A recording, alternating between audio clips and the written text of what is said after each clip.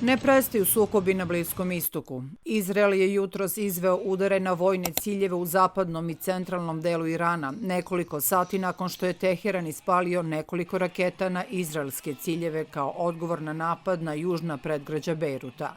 Revolucionarna garda saopštila je da je Izrael koristio balističke rakete. Teheran je naveo da je Iran pristao na primirje sa Sjedinjenim državama pod uslovom da ono bude na svim frontovima, što je Izrael prekršio u Libanu dok su Amerikanci napadali iransku obalu i brodove u Ormuskom moreuzu, Omanskom moru i Indijskom okeanu. To je bio razlog da ispale nekoliko balističkih raketa na Izrael, koji im je rano jutros uzvratio novim udarima. Ambasada Sjedinjenih Američkih Država u Jerusalimu naredila je svim službenicima američke vlade i njihovim porodicama u Izraelu da budu spremni da se sklone u slučaju crvene uzbune i saopštila da danas neće raditi zbog opasnosti od eskalacije nakon iranskih raketnih napada na severni Izrael. Američki predsjednik Donald Trump poručio je Teheranu da je sada vreme za pregovore.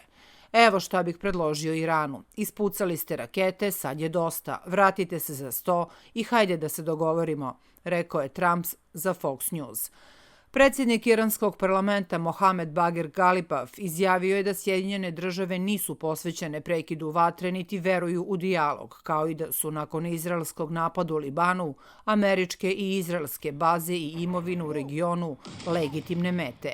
Jemenski Huti su međuvremeno otvorili novi front na Bliskom istoku napadima na Izrael i zabranom plovidbe u Crvenom moru za jevrejsku državu. Jemenski Huti saopštili su danas da su izvršili napade na Izrael, da su proglasili potpunu zabranu pomorske plovidbe u Crvenom moru za Izrael i najavili su da će na svaku eskalaciju uzvratiti istom merom. Huti su ovim potezima otvorili novi front na Bliskom istoku i učestalim napadima dronovima i balističkim raketama dugog dometa na Izrael formalno se umešali u američko-izraelski rat protiv Irana.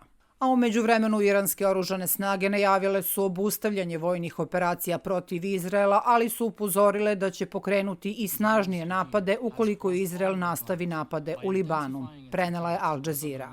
U saopštenju se navodi da napadi na Izrael predstavljaju odgovor iz kojeg bi cionistički režim i njegove pristalice trebalo da nauče lekciju.